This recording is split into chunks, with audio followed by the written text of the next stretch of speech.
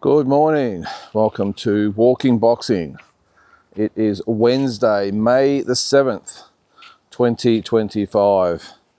And a fair bit going on in the last 24 hours. The fallout of last weekend's Fatal Fury events over in New York and Saudi Arabia still continue to happen. The fallout with people's opinions and responses. People asking for refunds on DAZN, and actually got an email yesterday from DAZN asking what I thought of it. So couldn't help myself. I had to slip in the thumbs down on that one, and I'm sure I wasn't the only one. But yes, plenty of people still upset about it all. Me personally, even though it was a shocker, I'm never going to put my hand out for a refund. I knew what I was getting into. There's never any guarantees in anything when you buy these events. So I'm certainly not in the camp of asking for a refund, but all I ask for is that they do better. They just do better, all concerned. And actually, it's not DAZN's fault either, by the way. They just broadcast it. It's the promoters and the fighters and I suppose the trainers and everyone that are involved in it. They're the ones that actually decide what a show is going to be put on. So anyway, on this day, let's go back to 1994,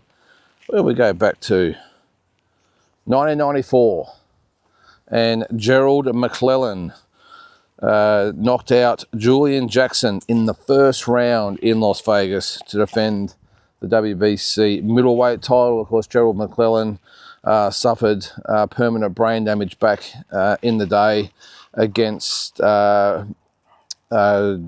who was it? Chris Eubank, wasn't it? No, it was Nigel Benn. What am I thinking?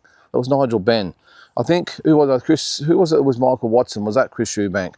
Whatever it was anyway, but it was Nigel Benn against Gerald Mlelen, so apologies about that, just a bit of a brain fade.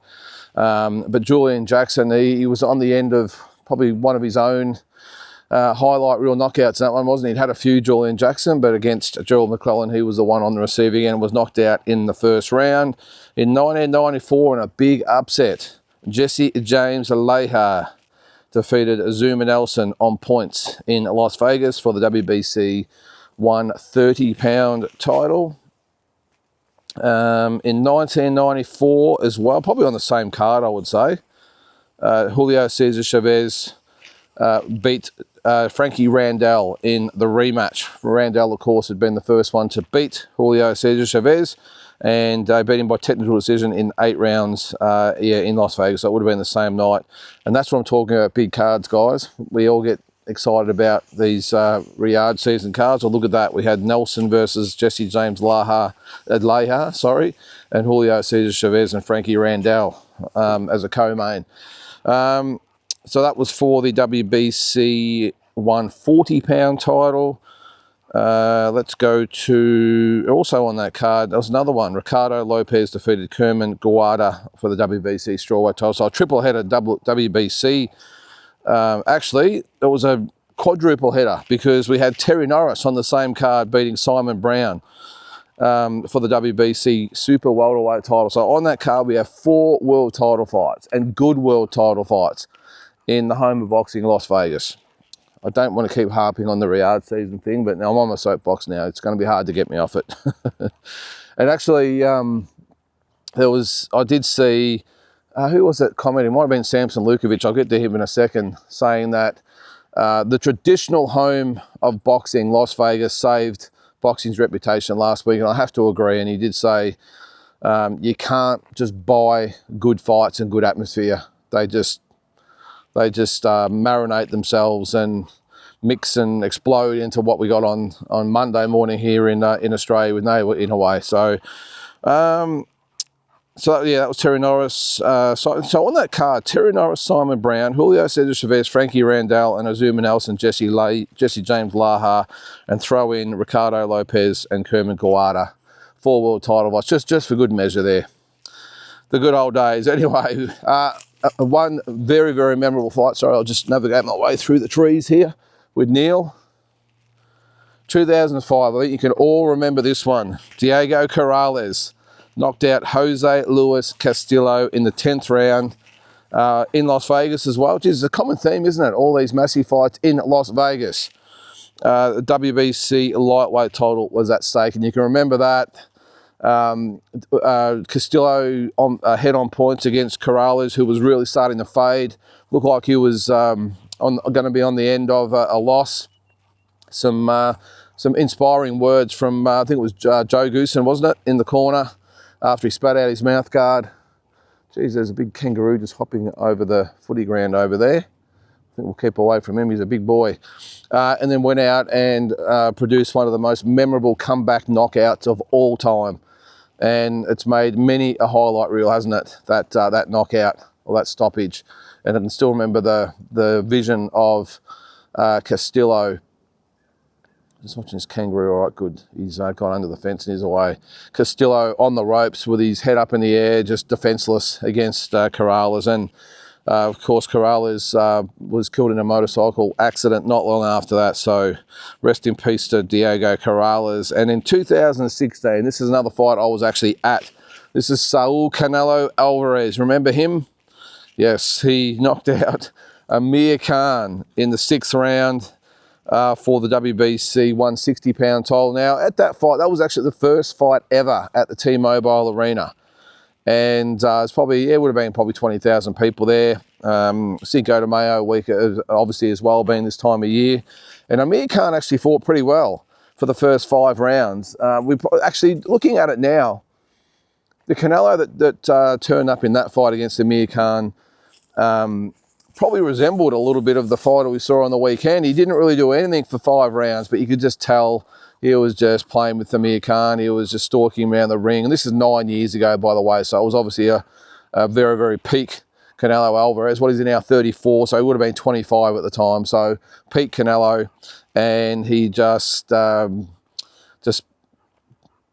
him off around the ring. He just stalked him and then waited for a lazy jab from Amir Khan, and boom, right over the top, and it was good night, Amir Khan. Now, I've got a feeling that punch actually had more effect than what we thought it did, because I think Amir Khan's head is still ringing 9 years later, because he actually thought that William School beat Canelo Alvarez on the weekend. He was interviewed. Now, I know he probably says some things that maybe gets a headline or two, because Amir Khan is not overly relevant these days, but and had a couple of disappointing losses to end his career, but he did say that he thought that School got it by a couple of rounds. So I'm not quite sure what fight he was watching and whether the birdies are still going around his head after that knockout 9 years ago, but I don't think you could probably make an argument that that School won that fight. I think it was not as one-sided as a lot of people thought it was. I thought that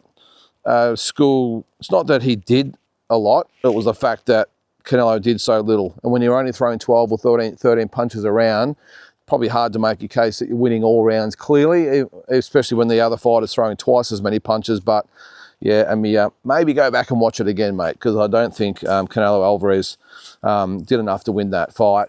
It was interesting too with the fight on the weekend. Samson Lukovich, I just mentioned him there. He is the manager, promoter of David Benavides. He said after that fight on the weekend, he's not that interested in the Canelo fight anymore, because he reckons, based on what he saw on the weekend, he said Benavides would seriously hurt Canelo. So I don't know whether that's still just trying to fire up the ego of Canelo Alvarez. I don't know, but you can probably see on the weekend why, Canelo didn't really want a part of Benavides. Now, I still don't begrudge him that much of not fighting Benavides. I understand that he was the super middleweight #1 challenger was Benavides, and Canelo made decisions to fight other fighters instead of him. I get that. But geez, looking at what he did the other day, even just the height difference and the reach difference, I mean, can you imagine the size difference on the night? So, yeah, considering the way Canelo fought on the weekend, how conservative he was and how sort of jaded or faded that he seemed, yeah, probably not a bad idea to not fight the Mexican monster.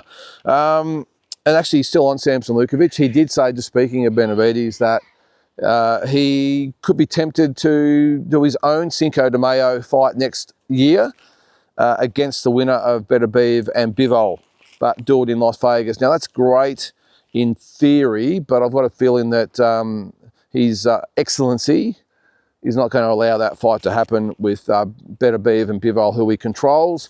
And I would say that they will be fighting in Saudi Arabia, not in Las Vegas against David Benavides. Maybe it is David Benavides in against them, but it will be in Saudi Arabia because that's what Turkey wants. And that's what Turkey gets, doesn't he, I suppose? So instead of seeing that fight in Las Vegas or wherever, we were going to see it in a half-full stadium in Saudi Arabia. I'm sorry, I'll get off the whole Riyadh thing. I know, I just struggle to get away from it. Once I've got a bee in my bonnet about something, I tend to go back to it. So I will change the subject, I promise. Just, it's only still fresh. It's only been, 3 days? So, all right, yesterday was the press conference for Justice Huni up against Fabio Wardley. I thought he spoke really well, although Justice. That haircut, mate, that's got to go. Who was the young guy that I spoke about the other day, the one that's been needling Harry Garside? I thought he had the worst haircut in Australian boxing. Justice, I'm sorry, mate. I reckon you've just taken the crown. A bleached blonde haircut. I can almost deal with that, if I'm being honest. That's not too bad, but the half attempt at a mullet at the back, mate, come on. You can't go to England representing Australia with a haircut like that. Justice, please. Shave the back of your head, just please. I understand it's a free world. He can do what he wants, and I know that's the trend these days of young people out there. But what is he, 27? Now, I'd expect some of these 22, 23-year-olds maybe, but mate, you're 27. You're representing Australia, so please, just shave the back of your head, please. I can make do with the bleached blonde hair, but not the half mullet at the back, mate. So anyway, I'm only joking. You do what you want. As long as you're happy, that's the main thing. But I thought he spoke really well. Mick Francis spoke really well also. I thought he outlined what they were doing very, very nicely. And I think he just pretty much alluding to the fact that if you're going to make it big in this sport, you have to take these opportunities while they're there. Fully backs Justice, of course, as do I. I think he's a very, very good chance of beating Fabio Wardley. Look, I think what's Wardley, 18-0. I think Huni, he's had 12 or 13 fights, whatever it is. I just think he's a super talent. And Wardley, look, I know he had the 2 fights with Fraser Clark, but I think Justice Huni is a couple of levels above Fraser Clark, and I really think, he gets the job done over Wardley. The only thing that I don't like many fighters going overseas, is the fighting in their opponent's hometown. Always tough. It always probably gives your opponent 25 to 30%, I suppose, more backing, motivation, whatever you might want to call it. And that's what's hard. We see it all the time in all sorts of sports where you compete in another team or another person's hometown. It's very, very hard to win. Not just the fact that your opponent tends to grow a leg or two, but the fact that the judges in this case tend to watch the hometown fighter. So I still think Justice can do it. I think he's got more than enough ability to get the job done. I think just got the feeling that this is his time. This is his time to step up and show everyone that he's going to be a real player in the heavyweight division. And I think his boxing IQ, I think he actually mentioned that himself yesterday, will be too much for Wardley. And as good as Wardley has looked so far, I don't think he's been in the ring with anyone as talented and busy and skilled as Justice Huni. Justice Huni fights at a frenetic pace, throws a lot of punches, and I think that could be the difference in this fight. So good luck to Justice Huni. I'll tell you what, though, it's going to be a bit hard for Mick Francis, though, because he won't be there. That is the same weekend as Jai Pataya and Claudio Scoaio. So, unfortunately, he's not going to be able to make it. I think they're on the same date, but, of course, with the time difference, it's going to be Sunday hang on, is it on a Sunday night over there? I think it is. So it'll be a Monday morning, whatever it is anyway. I'm pretty sure June 8th is the long weekend here in Australia. King's birthday it is. So it's on the same night, but it'll be obviously the next morning here in Australian time. So unfortunately, Mick won't be able to be there, but I don't think that'll worry Justice Huni too much. He'll go over with his team. He'll get the job done and hopefully have a good win and take that WBA interim world heavyweight title and the doors that will open up after that will be amazing as far as the quality of opponents he's going to have access to, and the big fights, the big name fighters are going to want a piece of him. So big opportunity for Justice Honey, and I think he can do it. Another big opportunity, I did mention it the other day, Andrew Maloney. He is back in, hopefully, a world, well, it is going to be a world title eliminator, but hopefully it's an opportunity for him to get another crack at the world title. Now he is going to fight, where is it? Is it Argy or Argy? Argy Cortez in the official IBF eliminator. Now, if he wins this one, he'll get a crack at, who was it? Two Mexican fighters. I can't remember who they were. They fought a draw at the end of last year, and they've got a rematch coming up. So the winner will fight him. All right, so Cortez, very, very accomplished fighter. What's his record? So he's ranked number 5. Andrew's ranked number 6. So he's 27-4-2 with 11 knockouts. So he was beaten by Junto Nakatani. He went the distance with Junto Nakatani, though. So that's in itself is an achievement. And he had another fight, I remember. It's all here anyway. There's lots of notes here. But we all know that Andrew also came up short against Junto Nakatani. He was about 20 seconds away from going the distance with him.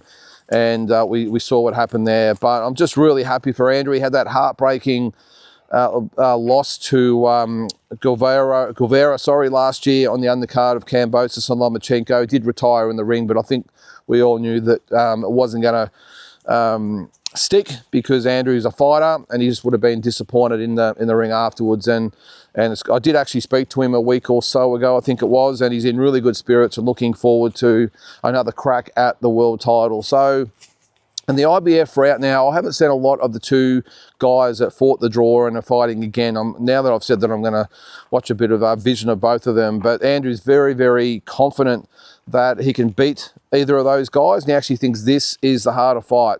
So the eliminator is going to be, in his opinion, the harder fight out of both of them. So, look, sometimes you just got to be in the right spot at the right time, and hopefully this is going to be it for Andrew Maloney with another crack at the world title. Now I think they've got until, might be a week or two to come to negotiations, then it goes to purse bids. So I'm not quite sure the promoters are going to be involved in the purse bids, but either way, Andrew is going to get his opportunity again. I'm not quite sure exactly what Jason's doing. I think he's just training at the moment and just hoping for another shot maybe over in Japan. He's very well known and respected over there, so hopefully he gets another big fight as well, does Jason. And I'll tell you what, the next, couple of months, it's going to be big few weeks for Aussie boxing. We've got, so June 14th is Sam Goodman. I think he got in a bit of hot water over the weekend, didn't he, with a comment. He was being interviewed at halftime of one of the rugby games or something, and one of the players stuffed a touchdown or something up, or a try, and he had something to say about maybe he was match fixing or something, just as a throwaway joke, and got picked up, and of course the news runs with it, as they do, and he had to backtrack that comment pretty quick, I think. So, but we've got him on June 14th. Then we've got Tim Zhu in, well, first of all, we're going to have, of course, Justice Honey and Fabio Wardley, and then Jai Pataya and Claudio Squayo, and then we're into Sam and then Tim Zhu, July 19th. And then we'll probably have Andrew Maloney, probably I would think about August, September, something like that. So might even be earlier. So have I missed one? Who else is there? Oh, of course, George Kambosos, June 14th as well, isn't it? No, sorry, I'll backtrack a little bit on Sam Goodman. May the 14th is when he's fighting. June 14th is George Kambosos. So a lot going on at the moment. Apologies about that. But I said at the start of the year that I wasn't quite sure what 2025 had in store for Aussie boxers. There wasn't really a lot happening apart from Jai Pataya, but all of a sudden we've got all these fighters that are in massive fights, world title fights, and it could end up being a fantastic year. Maybe not as big as last year, although I tell you what, if Tim beats Fundora in the rematch, I think that will be just enough to get the spirits of Aussie fight fans back on track, because he had a horror year last year, didn't he? And as good as the year was for Aussie boxers as far as opportunities goes, the results weren't there. But if he can beat Fundora, all of a sudden Aussie boxing's back as far as interest goes. And it's amazing how one fighter can really lift the spirits of a particular fight fan. And I know before anyone says, well, what about Jai Pitara? I get it. Everyone loves Jai. But unfortunately, when it comes to Aussie boxing, it all sort of rides on Tim Tszyu at the moment. Let's hope that changes and people sort of swing a little bit, especially if George wins the IBF 140-pound title. We could have 3 world champions again. And things are looking up, and we've still got the likes of Liam Paro, and who knows what's going to happen with Mr. Zarafa and a few of the others. So plenty of things still happening in Aussie boxing, and it's still could potentially be a massive year in 2025. So guys, look, that's going to do it for today. I hope you have a great Wednesday, and we will catch you tomorrow.